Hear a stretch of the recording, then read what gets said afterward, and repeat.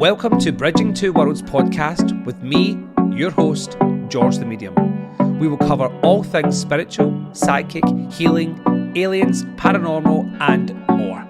The aim of this podcast is to stand out from the rest in telling the truth, coming at these topics from a personal angle and discussing many aspects that people don't speak of or know of in these particular fields. Enjoy and welcome. Hello, everyone, and welcome back to Bridging Two Worlds podcast series with George the Medium. I'm your host for today, and I hope whatever you're doing when you're listening to this, you are having the best day ever. I have a fantastic guest today, someone that I actually met via social media through following each other and following each other's journey and progress within the world of mediumship. And David is my guest today. You're welcome, David. Thank you very much. Thanks for having me. You're very welcome. Thank you for being part of this. As everyone knows, and I'll kind of explain a little bit, Bridging Two Worlds podcast is really about finding the truth in the things of what we cover, and all things under the spooky umbrella, let's call it. So that the many guests upon this series have been people who are into the paranormal, into aliens, and into being a client and being someone who's not involved and has watched it from the other side of the fence. And really my journey with this is having an honest conversation. And me and David, we very much kind of keep each other in the know of, I suppose, the good, the bad, and the ugly. And I always say to people, don't ever think of the conversations that we have, with David or with anyone else I have these conversations with, but it's never that we're being, we're not criticizing people. What we're doing is we're educating each other so that we can make sure, because I don't want to hire people for my events if they've then been racist, or their trading is basically buying a deck of tarot cards on a Saturday and being a medium by Monday, so that we have to keep each other aware of these things. And I think that that's the biggest thing that the real reason why I wanted to do this podcast was for that, to share truthful experiences, having really, really detailed conversation about honesty within this movement and everything under that umbrella. So David knows this all too well, because David is based down south, just outside of London now. So he is in his spirit room, as he was just saying before we came on camera, where he's got his little space, kind of like me. This is like my office/dressing room. And it is about, I really worried, in fact, David, at the beginning, like, do I have a green screen and do I have all these fancy lights like YouTubers do? And I was like, I really am not at this point. I don't really care about that when these are on YouTube, because I want to have that honest conversation. I don't need all the glitz and glamour for it to be something. And that's what I used to think it had to be. I bought the green screen, I bought the backdrop rig, I bought the lighting stuff, and I get rid of it all because I thought, this is not authentic to me. And who knows, in time maybe I'll set up a better space so I can do that, but really at this point in the journey, I want to just have the conversation. That's the part that's the most exciting. So David, you do a better job than I would. Tell people who you are and what it is that you do in this kind of field of spirituality. Yeah, so I'm based down south, so just outside of London, recently having moved. So I work predominantly as a medium, and so I've got my own page on Facebook, obviously we'll mention later on.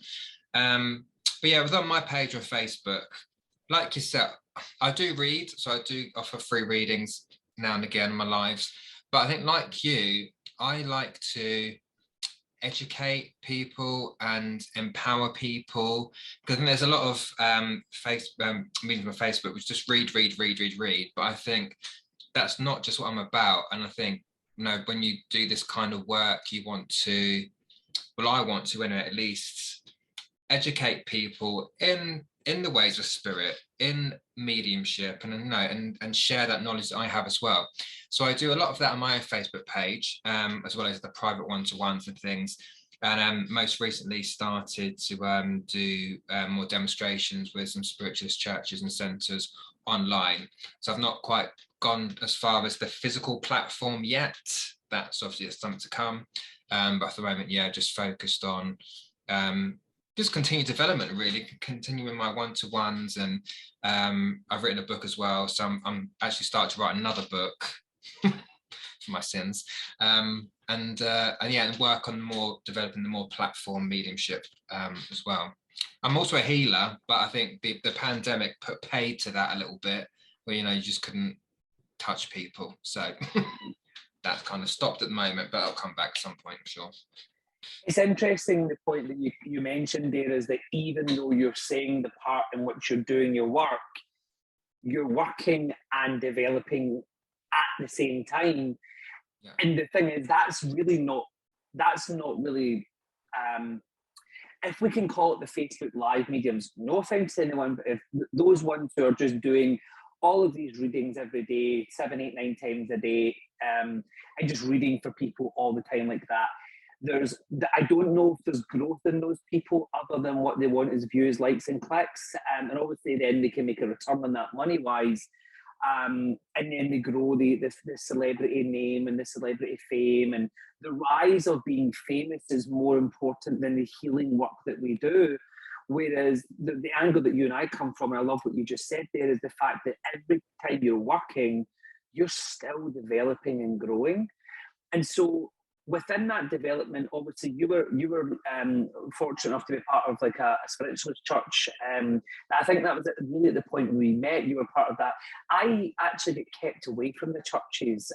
I had a friend that was my mum's friend from work who had left a church that she had helped open through the I don't know the word bureaucracy, but through the in-house fighting, and you know, people were having affairs, and then so because they were having affairs, they were keeping things under wraps, and then there was money going missing from the church funds, and so she left, and so she had said to Spirit, I need to know when I'm leaving, because they told her that she was going to leave, and she couldn't really accept that she was going to do something that she'd kind of helped give birth to. But when she left, she said, you need to give me a sign, and then 2 weeks later she meets me, and I had no idea what I was doing. I was a complete and utter blind ball of energy, basically, is the way she described it, because I didn't know what I was doing. And she always kept me away from the churches, which part of me enjoys, but part of me resents as well. Because I do think, I get what she wanted to do. She says, if you go in, you're going to be eaten up. She says, you're going to be taken advantage of. And actually, later on down the journey, I've got part of a spiritual centre, not a church. And the woman was running it as a cash machine. And when I decided to move on, because she was the first person to ever put me on platform, she then at that point was very nasty, because I had stepped back to do my own business. And she was not pleased, because she was making a lot of money from me and paying me, 25 quid for the pleasure, So, and she's coining in hundreds and hundreds and hundreds and hundreds of pounds and saying it's for charity. And then, she forgets, she asked me to proofread the letters that she was sending to the charity. And my math isn't that bad. So, in that sense, when you were in the church, and obviously I don't want to speak ill of anyone to get yourself into trouble, but how was your journey with the church development? And then how has then been your journey since coming away from that and doing your own development in other ways? How was that experience? I thoroughly enjoyed being at the church. I think my own development, I didn't actually start at the church. I started self-developing.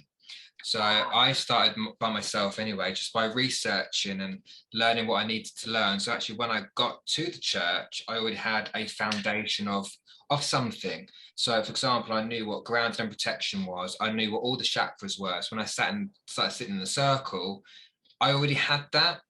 But I have to say, I felt extremely nervous and anxious. And I was looking for a while for churches. I don't know why. I think it's probably because I like you, I don't know what I was doing, but I just thought that the 4 months that I was kind of self-developing, I kind of thought in my head, actually, what am I doing?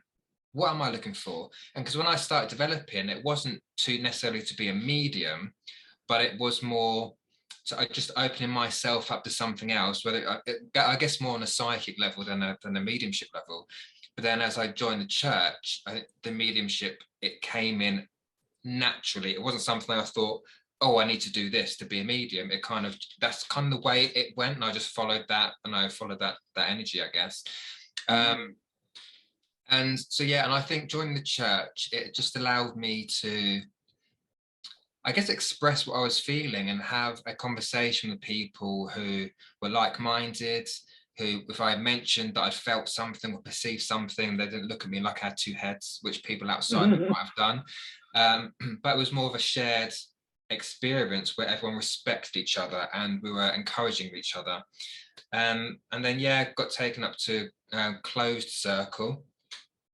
And again, it gave me new experiences, which I didn't think I would have had if I didn't join. So, for example, things like table tipping, using a Ouija board, and again, not in a creepy way because you're in the confines of a church, but those kind of experiences I never would have had unless I joined the church, if that makes sense. And then, unfortunately, COVID put paid to that, and the church had to close. But I'm actually quite an impatient person by nature, right? So I want to know things yesterday. So even when I was developing at the church, it wasn't I was going to a circle once a week and that's it. I was still doing stuff outside the church, developing outside. So that's why my development was it's been a little bit quicker, because I wanted to know more. I wanted to read for different people, and I wanted to find my own way of doing things. And even only being at the church for, let's say, maybe 2 months, I thought to myself, this might be a bit bold of me to do it, but I thought, I need to read people outside. So I started doing practice readings on people outside of the church, not charging for them. So I did a year's worth of free readings, actually. But that was what I needed to do.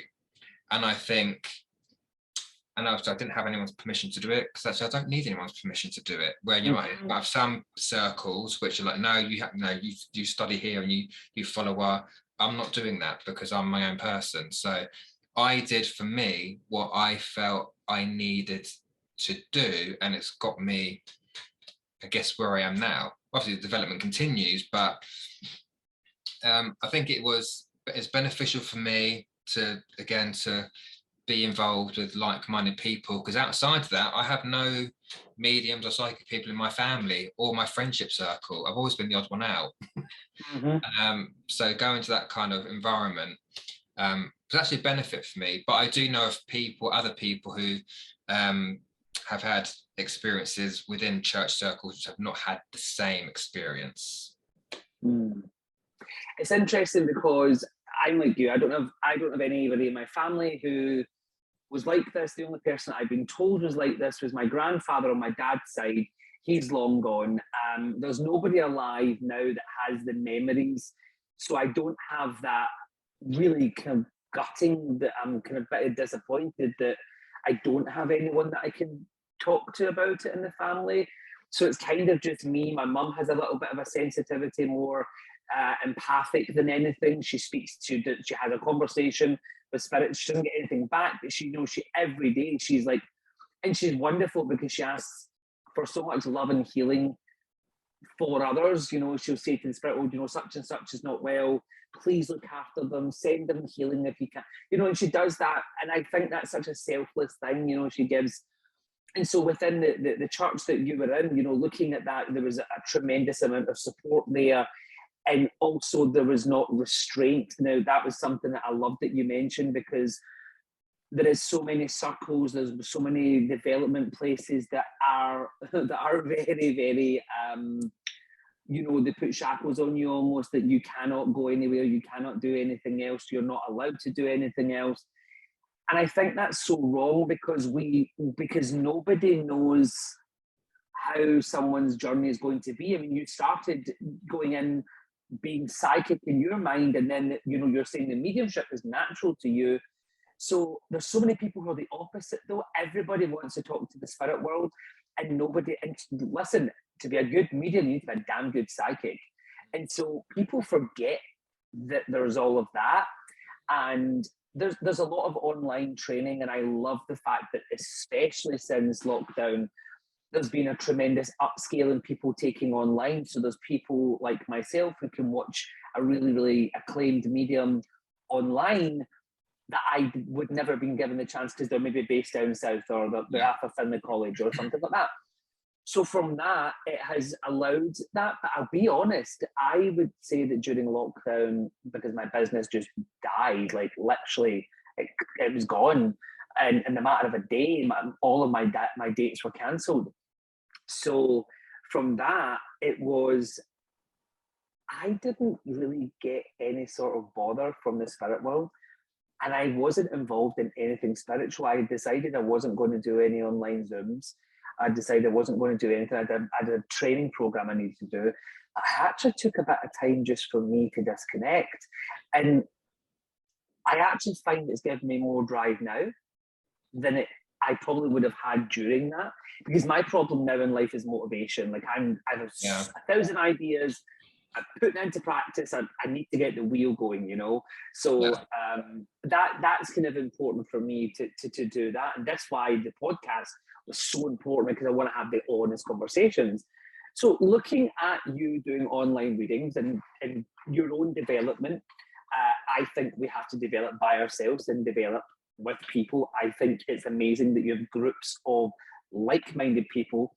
I have a few, you being one of them, who I will have conversations with about, you know, any good, bad, and ugly experiences. And I'm never here to bash anyone, but as I said, the nature of this podcast is to be honest about this movement and everything under the umbrella of spooky.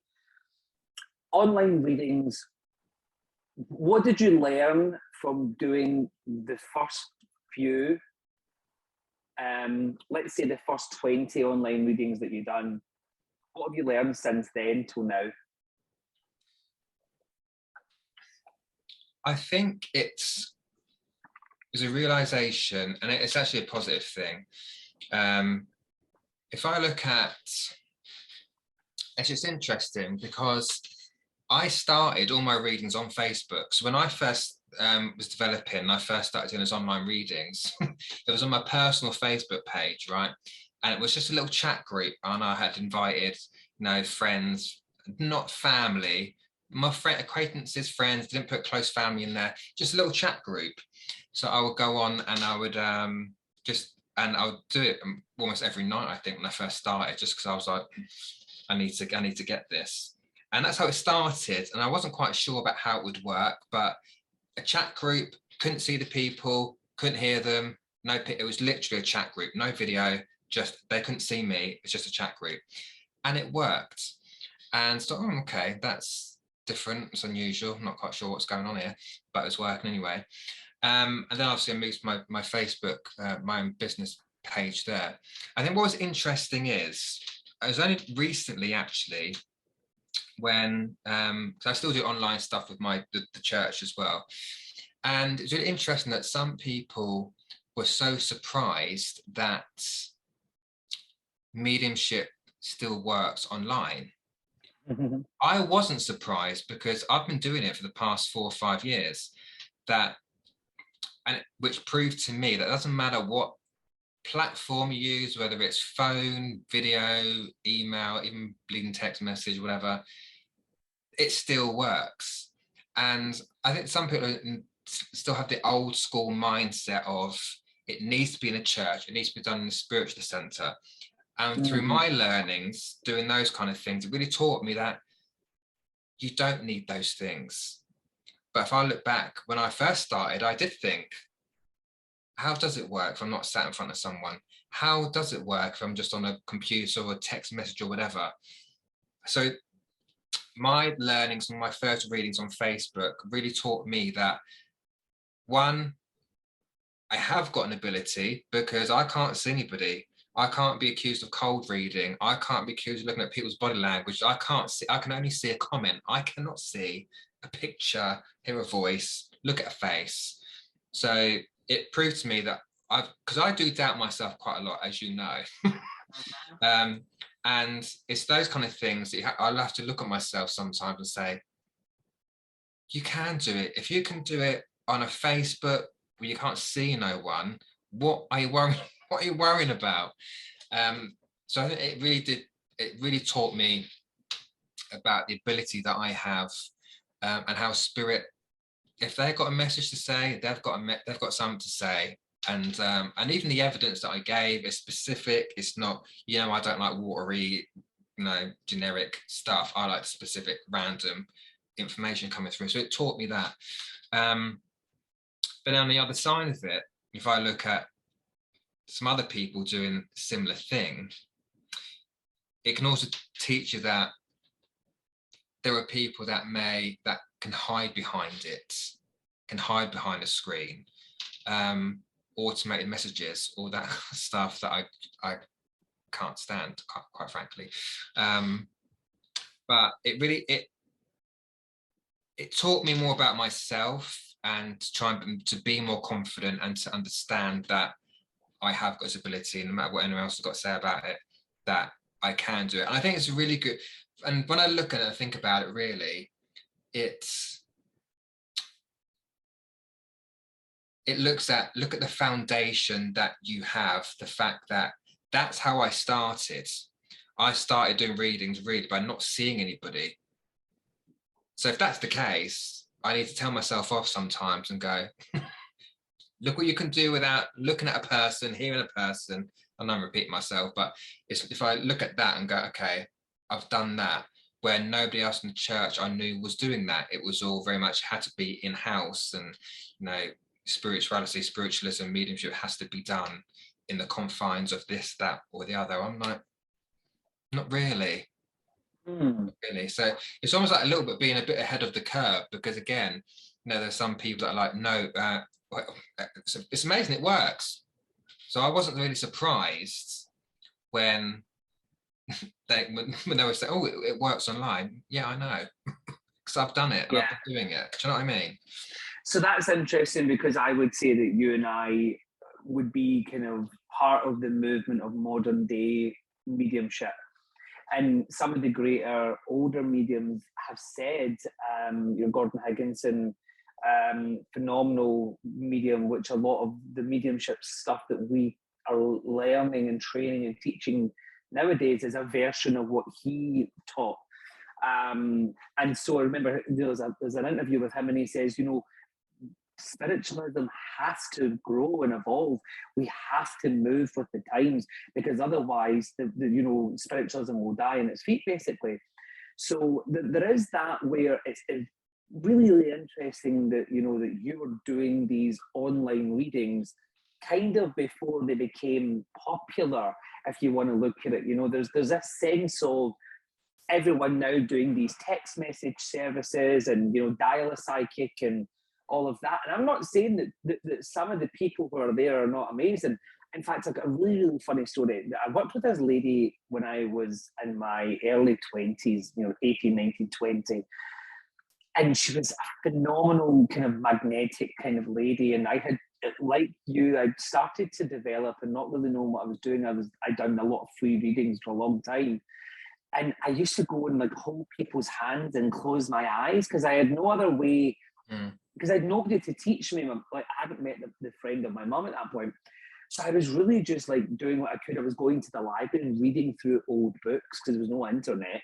So I'm reading through the library and reading about telekinesis and, people with energies and sensing energies and healing, all of these weird and wonderful things, and not having any clue, and also feeling like a weirdo that I would go into the library on my own and be picking up books on the supernatural and the paranormal and things like that. And I think the natural go-to back then, would have been, going back at least 20 years ago, 22 years ago, you're going back to the point where, you don't have a clue. You are the weirdo in your group. You don't know why you're the weirdo. You're the loudest with the big mouth, and both of us come from a performing background. Then you've got this whole side of yourself that you just can't really put your finger on, and you've got no one to speak to say, hey, I envy people who have mediumship families. Like, I think that's wonderful, because they've got it easy. Yeah. But we do watch these online psychics, if we can call that they are giving out information for £3 a pop via text message that is just a generic thing. And so back to this woman, she worked for a dial a psychic line. Now, you go back at least 20 years ago, right? And she said we would have a script, and what would happen is they had color-coded bits in the binder. So you would ask 2 or 3 questions in the beginning, and it's like a kind of process of elimination. So when they gave this answer, you would flip to this part, and then you would read out these, or ask these like investigative questions, and then the person would say, and then you'd flip to the next part, and it would give like basic breakdowns, very much like horoscopes, where they're like a broad brushstroke of information that can fit a wide section of people. And so she said that, you know, she get paid a lot of money, and they get paid money per call, and their job was to keep people on the line to get more money. So we look at this, how it's evolved into Facebook Lives. And so you see over 100,000 followers, you see, you know, 500, 800, 1,000 people on a live video. And you think, if you give out, I have a lady here and she had a chest condition and she feels motherly, grandmotherly, or like an aunt, there's going to be from 100 people, 30 people, 50 people, at least 10 who can say, I can take that. Or maybe we'll ignore the part where there's a breathing condition, but say, oh, I've got a lady in the spirit whose mum or gran or auntie or, you know, like that. And then and so it's such a wide brushstroke of information to capture as many people as possible. I think of the morals and I think of the ethics. There is no morals with these people, I have to be honest. And I think in your journey and my journey, it's been a journey of self-discovery. Also, it's making us look at what these people are doing and saying, well, that's what I'm going to make sure I don't do. Yeah. And really focus it in a different way. So now obviously I know you only do a few of these live readings, which I think I commend to you, because I think they're very, very difficult, because not from the working standpoint, but with the people in the audience that you get. I think there can be a great sense of either grief, desperation. I think both of those two actually come into it, and I feel sorry for the people who are so upset. And as I said, I mean, I get lots of people messaging saying, do you do online readings? And I'm like, yeah, I do them via like video call, but it's a one-to-one session. It's not like a Facebook Live, because I, like you, when Facebook Lives were becoming popular, I was on there doing my thing. And then I learned quickly that I couldn't be specific enough for that person, because there was so much going on that you would then be with the one person for 15 minutes. And then what you're doing is you're getting a faceless response, and also the Facebook Lives are delayed. Yeah. So when we speak and when they receive it, there's a delay. So as you're saying all this stuff, there's at least 30, 45 seconds of a delay before they can get it, and then they've got to type a response. Then they're saying, yes, that's correct. And you're like, well, I've just said 10 things. What do you mean? So within you, David, what have you learned from your experience of being a medium? What has it taught David? There's a few things. It's taught me, or it's changed my perception of myself. It's changed my perception of how I see people, and it's changed my perception about how I see the world as well.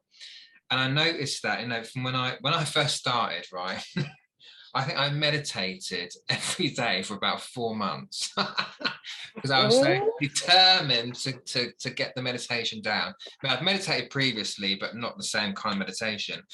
And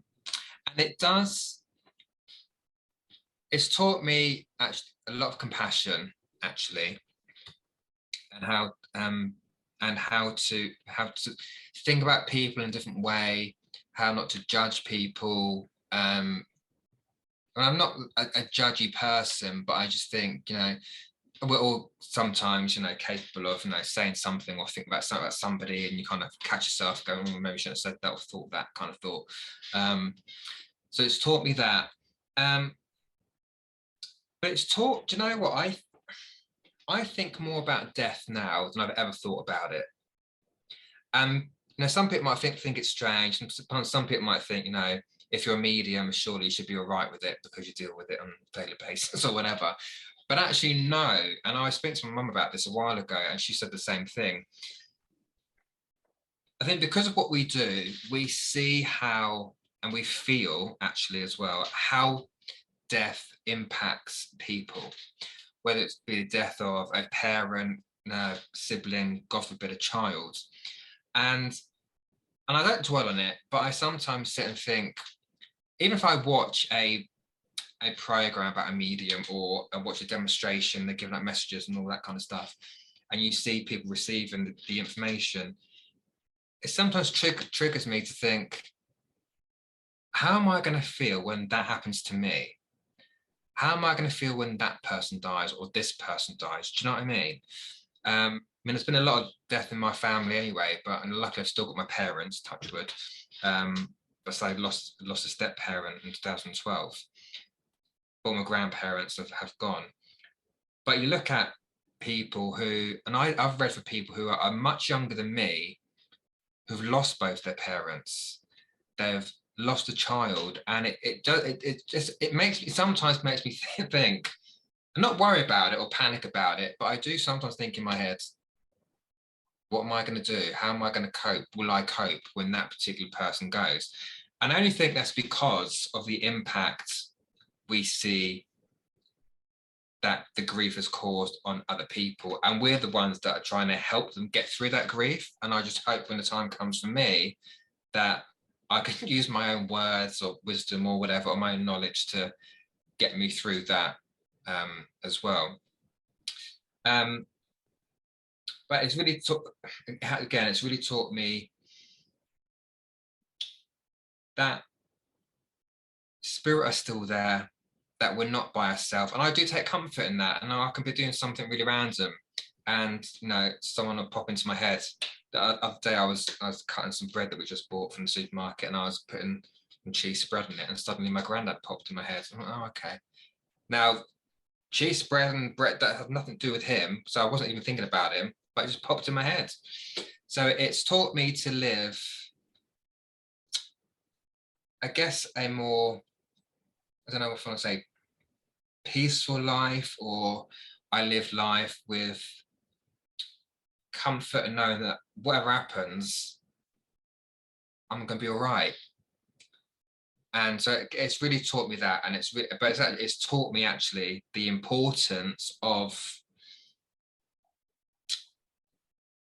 mediumship as well, because there are some people that really need that reassurance or that validation or that evidence, and that I, like yourself, have got that ability to impact those people. So there, you've just said something amazing. It's taught me that it's going to be all right. I think if anything to do with the thought of losing people, of us as mediums helping people deal with their grief and their pain, or even someone in their mind thinking, how am I going to survive the loss of my mum, dad, brother, sister, child, whatever it may be, the line of, do you know what, it's going to be all right. And if I wish in a way, David, that we were able to literally have a crystal ball and say, just look at your future, how you think you'll never survive without that person. Yeah.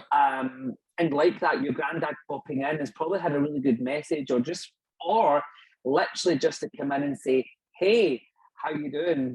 Yeah. It would be my granddad that would do the same, my dad's dad, and the most surprising one that would come through, and it is him.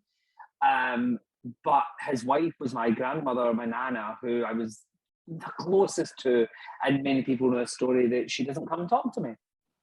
And she's been gone for 13 years. And she doesn't come and speak to me. I don't know why. I can't give anybody an answer, but I say to people, I was doing an event last night, and I always tell the story. She doesn't come and talk to me 7 times, and it's been this much. It's been a tiniest little fraction. And so I said to the audience last night, as I do every other audience, whether it be a church or an event, and I said, I know the pain of wanting to speak to the person that you want to speak to. And so people have said, what's your thoughts then? If you don't know the answer, what do you think might be the reason as to why she doesn't come and talk to you? And I'm like, because she knows. Because she's saying to me, or she's probably saying up in the spirit world, he doesn't need the proof. Yeah. He doesn't need the evidence. So I've got other more important things to do. Because she was very much a helper of people. She was very much a healing person and really a really, really strong people person. And I think to myself, there's people who probably have died in an accident or had their life taken from them, or, taking their own life.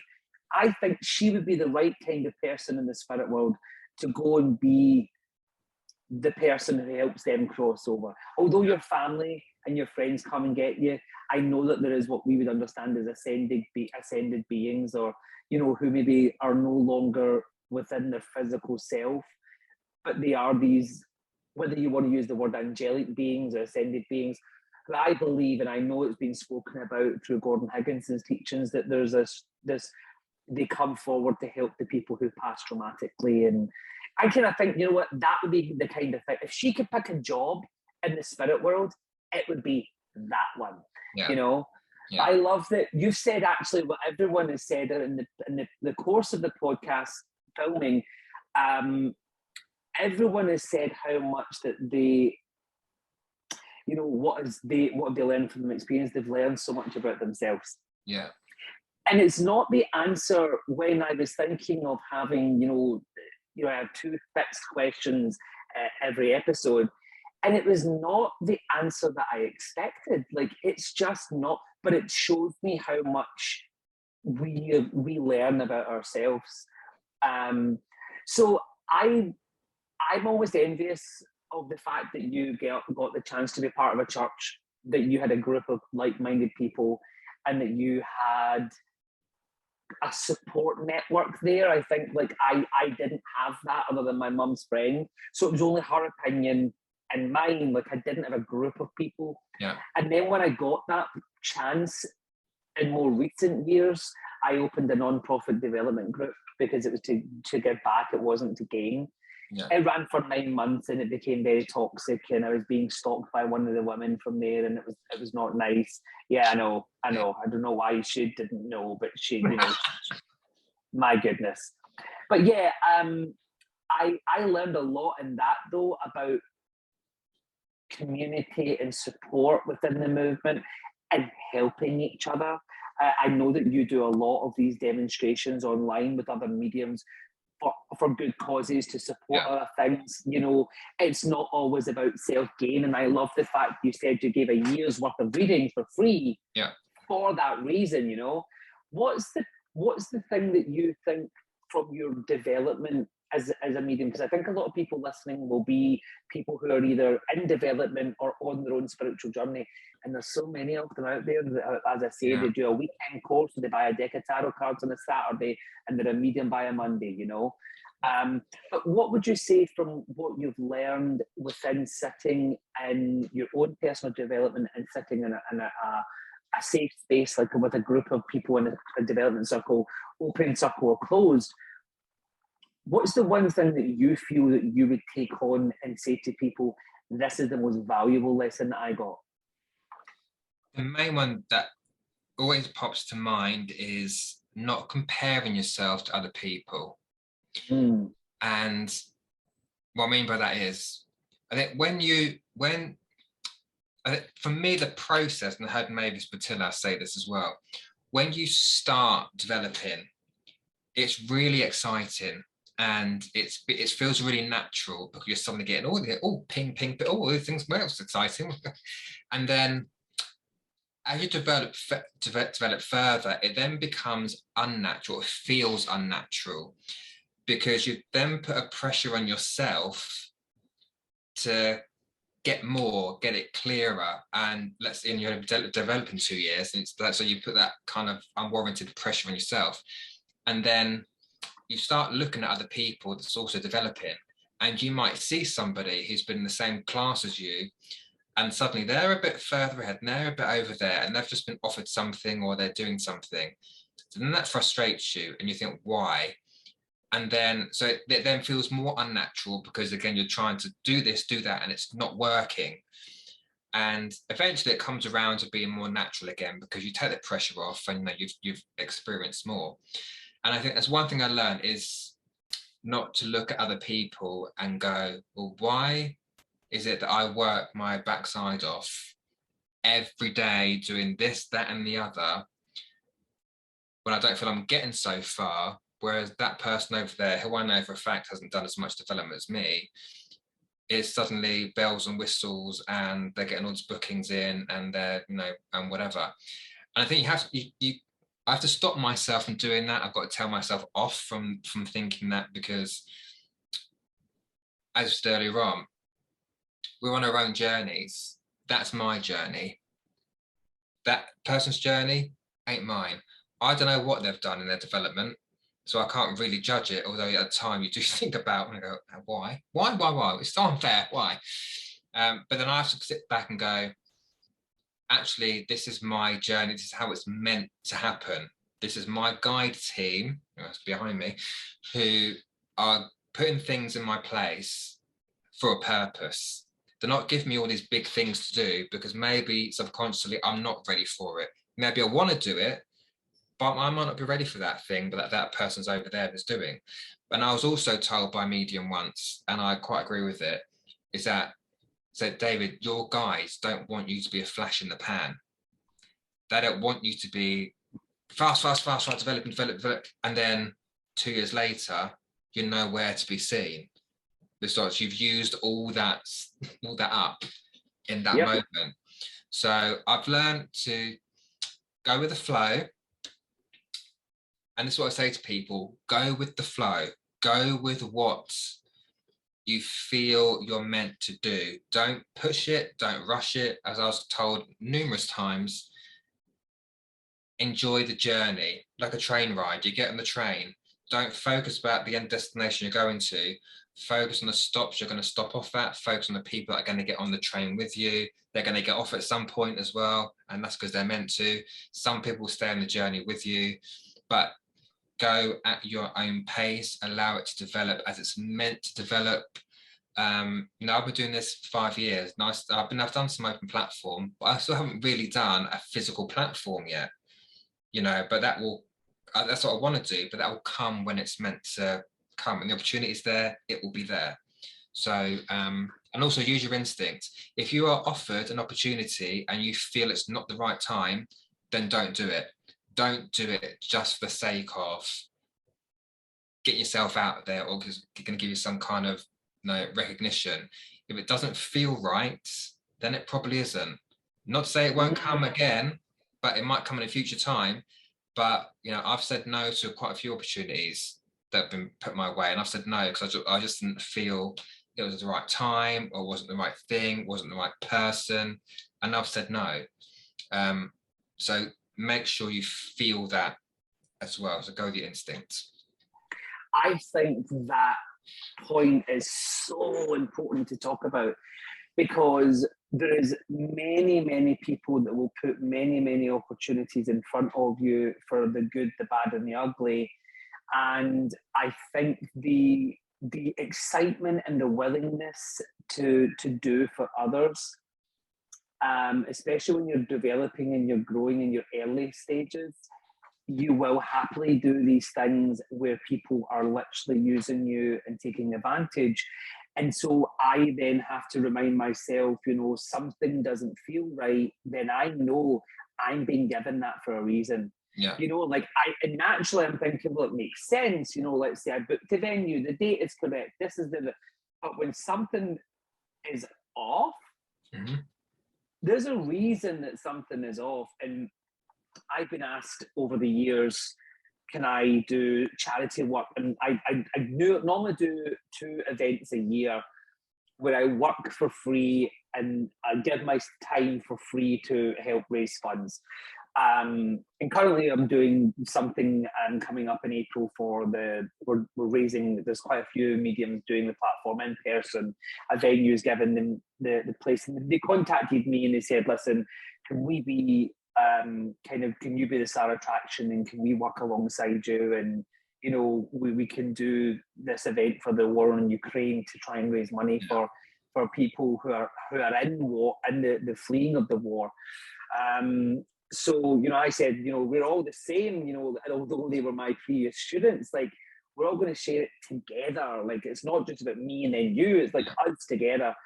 But I remember over the years, I'd been asked to do a lot of charity work. And I'm going to use that word really loosely because it's not real charity work. This was raising money for a dancing group, or raising money for a ladies club, or raising money for all these other things. And I don't have anything against those.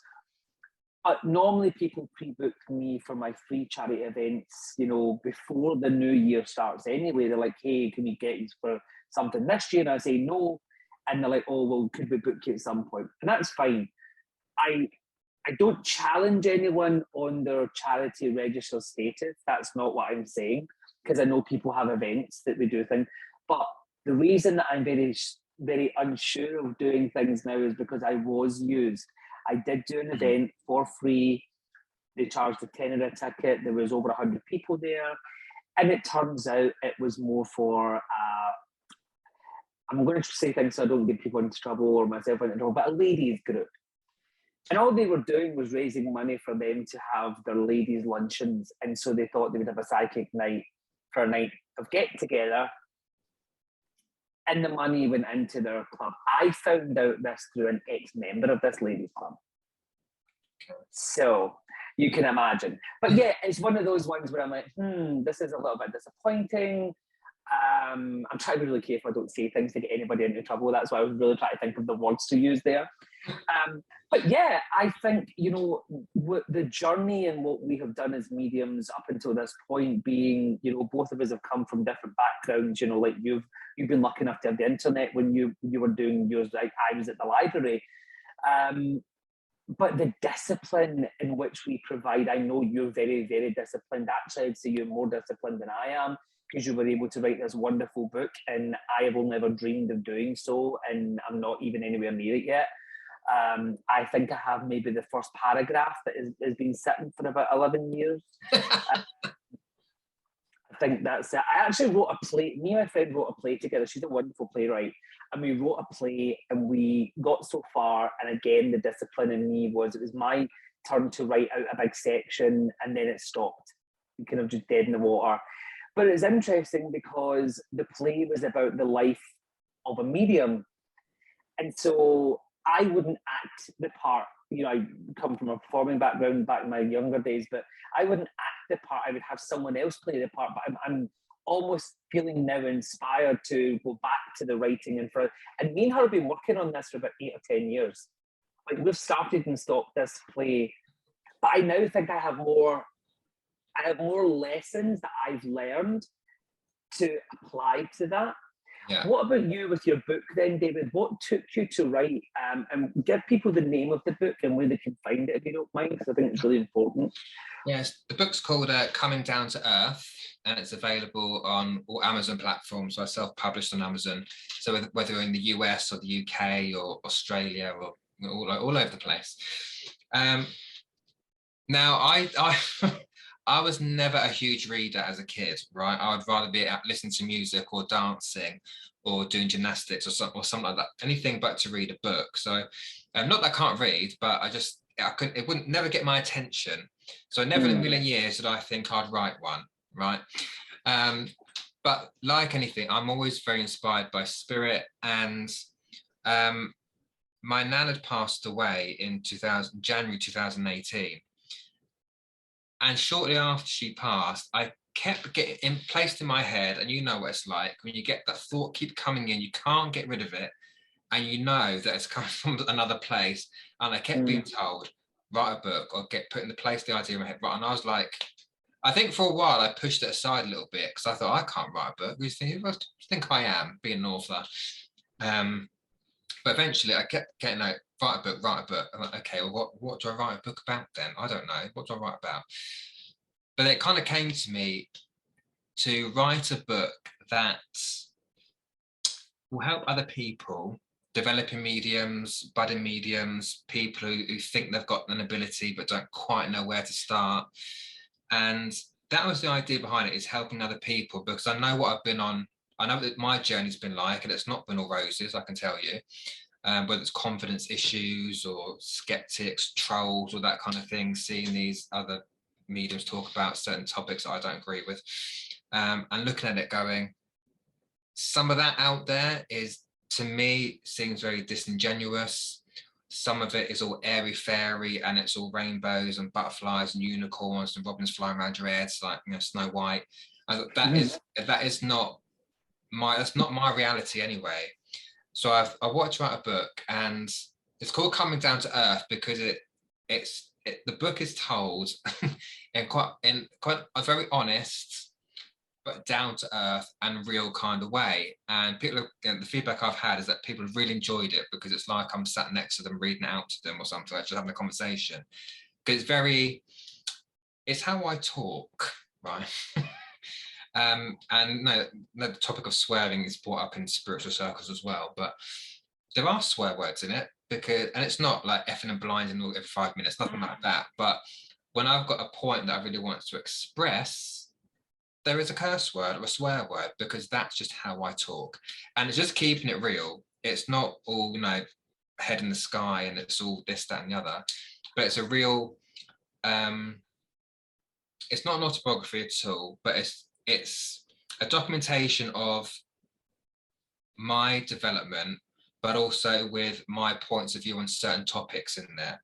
So I give my view on skeptics, I give my view on the paranormal, I talk about the clairs, signs and symbols. So as well as helping or giving people advice about what to do with their development, it also answers questions that non-mediums or non-psychics might have. So when we talk about, you know, what signs and symbols to look out for, the importance of ethics in what I do, closing down, personal responsibility, all those kind of topics that I've learned and I've read about and I've experienced. And I said in the beginning of the book, I can only talk about what I experienced. This isn't about what other people got to think. It's about what I've experienced, so it's told in a truthful way. And also, it's not to change it's not to convert people or convince people, because that's not what we're here for. But if it gets people thinking in a different way or giving them a different perspective on it, then that's my job done. And I had a really lovely message from an old school friend I'd not seen and spoke to for ages. And she sent me a message out of the blue, and I didn't think she would read it. In fact, I hadn't really thought about it for a long time, to be honest. We both went to Catholic school, right, when we were young, and Catholic. So, and her parents are quite Catholic. And she messaged me saying, I just want you to know, I read your book, and she said, if I'm honest, in my ignorance, I thought it was a bit of a dark subject, a bit occult-like. But she said, but you've really changed my perspective, and I've seen it in a different way. Thank you. And it's messages like that, you think, okay, if I can just not change someone's mind, but if I can get someone to think a bit differently or see it a bit differently, it's not scary. Because I've been told by people, isn't it scary what you do? No, it's not. I'm more scared of the living than the dead. Yeah. I think it's interesting because, like you're saying, it's a documentation of your life. I'm not a reader. Like, this is why I think I'm the same as you. And you've actually made me learn from what you've just said there, because I'm not a reader. I've read 2 books in my entire life: The Colour Purple and The Haunted, the true story of Jack and Janet Smurrell. They had a god awful haunting at their property, and they had an old duplex, and they just had some horrific stuff. There was actually a Lifetime movie made of it in the early 90s. You can actually watch it on YouTube, and it's very basic 1990s TV kind of ghost story. But they actually say the accountings of what was given, like the family had said, you know, that because there was press and media involved because of Ed and Lorraine Warren were involved in the case, and so the family, they had a lot of fame going along with it and stuff, and then I think they wanted to kind of hide from that as they got older. But that was the only other book in my life that I ever read, because I was fascinated by what I had seen with the movie. And Colour Purple was my favourite movie of all time. I love that film. Yeah, great film. Yeah. And I'm obsessed that Fantasia Barrino is going to be doing the musical adaptation as a movie. And Fantasia Barrino played She was on Broadway, didn't she? She did do it in Broadway, yes. Some amazing YouTube footage, bootleg YouTube footage of her doing the final performance of it, and she just goes to church. Like, she is just going and she's living for it. And I think, what an amazing Cynthia Erivo. I feel, because she played it on Broadway on the revival. I know I've stepped away from spiritualism, but it's funny how music speaks to the soul in that way. But you, with the writing, you could have spoken to my soul, because I'm thinking, okay, I've been wanting to do this for a long time. I feel there's a story to be told. I feel like my journey of what I've done should be. So I love the fact that you said, you were kind of told from spirit, this is what needs to be done, and you not being a reader. I'm definitely, I would rather an audiobook than I would rather reading a book, because I lose focus too easily. Yeah. And so, what has the book brought you? Like, writing that book, what has it brought you? What's it done to David? So it got a lot out, and I think as I started writing it, more and more came out, and it's just. And it's going to sound a cliche, but it was very cathartic and very actually therapeutic as well, because once the thought was there and the trigger was there, I thought, right, I'm going to write about this, I'm going to write about that, I'm going to write about that. And actually, there's stuff in the original draft that I took out. So I've still got part of a book ready for the second part, which I started writing. And it really got a lot out of me. And it actually made me look back and realize actually how much I had experienced or been through in the first, I think it's 4 years, in the first 3 or 4 years of my development, and I say self-discovery. And so it really got a lot out. It really took a lot off my chest, I guess. Not from a ranty point of view. I mean, there is a part in there, like in the skeptics part, where I nearly went off on a rant, but I kind of pulled it back a little bit. But it really got everything out that I felt that I needed to say. So it almost like takes kind of not a weight off, but it just, the sense of relief that, yes, I've said it, it's out there, and I hope it helps people and people can learn from that. So who is the book for then? Who did you write the book for? Originally, I wrote it for budding mediums, or people that have started developing, not sure where to go, or people that think they might have an ability but are not sure what path to take or what things to look at.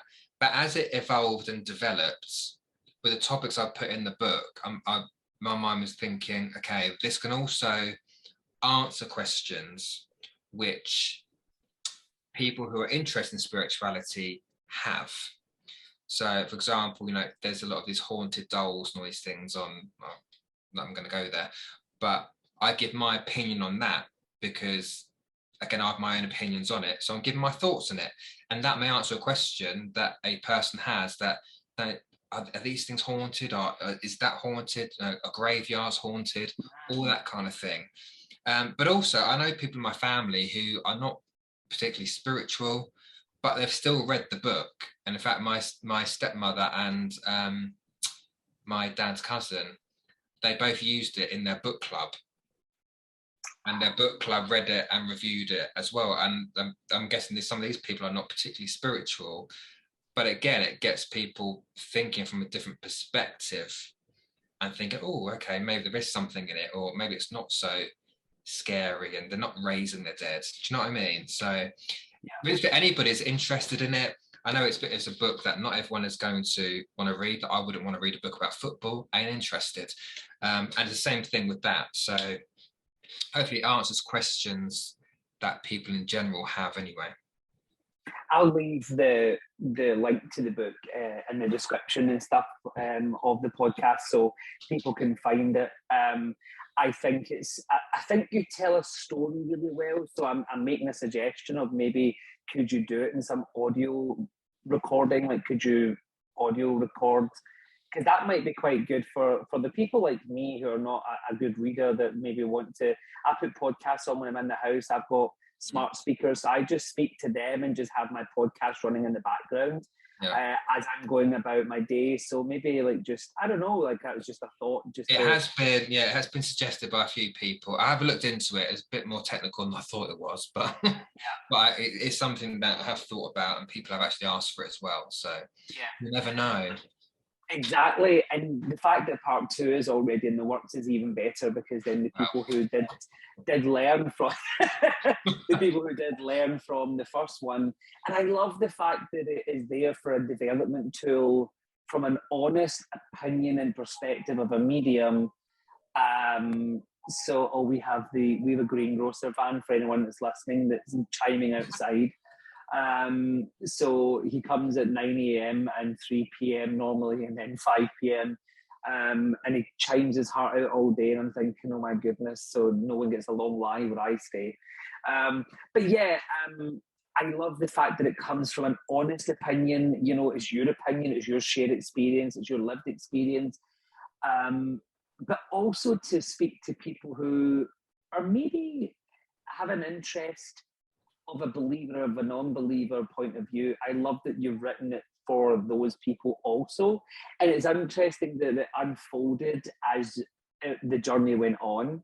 So that was even more kind of enlightening for me when you were saying that there, that it took a shape that you didn't expect it to, took a direction, you know, that you didn't expect it to.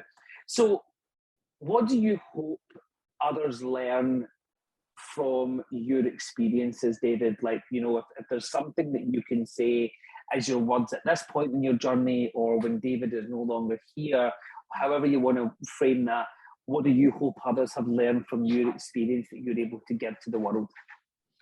I hope that people learn that this isn't just it. We are not born just to pay bills and then die. There is the most depressing thought, that you know that there is something more. There is another dimension. There is another world, whatever you want to term it as. That we're not alone, and you know, and I found it sometimes, you know, it's hard to say to people, you know, your loved one's not really gone, because of they're in their own state of grief. But you know, through the readings that I've done and all that kind of stuff, is that our loved ones do still walk with us. And actually, we need to learn. And it is tough when you're going through grief and loss. We need to learn to live and continue living. Because one thing I've learned, that spirit do not want us to be miserable. They don't want us to sit here maudlin, sad, and they want us to live and be happy. Because if we're not doing that, they can't follow the journey with us. As we do things and experience new things, they're going to be seeing it through our eyes effectively. So those further achievements you're going to have, those further babies you're going to have, those marriages you're going to have, you need to do them, because your loved ones want that to happen, and they will be there as you do them anyway. So I've learned, I hope people learn they're not far away, they are still there, and they're still our source of strength. And I say to people, talk to them. If you're having a bad time, you're feeling a bit, you know, maybe a bit deflated or whatever, say, oi, mother or grandmother or whatever it is, come and help me. So I hope that's what people learn, and that, you know, through, like yourself as well, I hope people know that, understand that we are authentic. We're not, you know, out here doing it because we want fame or fortune. We wouldn't do it otherwise. You know, I'm certainly not going to waste my time in, you know, if I couldn't do it, I'm not going to do it. But I hope people think and learn from us that, you know, through our authenticity, that we do prove or provide evidence that, you know, spirit is there and they're with us all the time. Thank you. Thank you so much, David, for being part of Bridging to World podcast, and give you a really honest approach. I think what we've covered is so informative to others, and it's been for me, it's even been interesting, you know, looking at how similar our journeys are, but also how very different, you know, but our approach is very much the same. It's this honest, caring thing, because we may talk about, you know, our concerns of these, you know, people who do live readings and stuff. It's because we care about the people being hurt by the lack of genuine support that's given. And I think that's a really nice way to just sum things up, is that, you know, you have the mediums who care about people genuinely, you know, who give their time, who do charity work, who do free readings. And then you have the people who every click, every follow, every like is more important than the people behind the people behind who are doing the clicking, liking and following. It's been a pleasure to speak to you. Thank you so much for being part of. I've enjoyed it. Thank you. Thank you. Can you let people know how they can find you? Where can people reach you on social media, etc.? Yeah, so I'm on Facebook, as most people are. So it's David H Psychic Medium. Instagram is David H _psychic _medium. Got my own website as well, which is www.davidhmedium.co.uk. Excellent. Thank you so much. And I will also tag in the book, Coming Down to Earth, and the bio and stuff for the podcast as well. Please have an amazing day, David. Thank you so much for your time. And thank you again for being a wonderful guest. Bye-bye. Bye.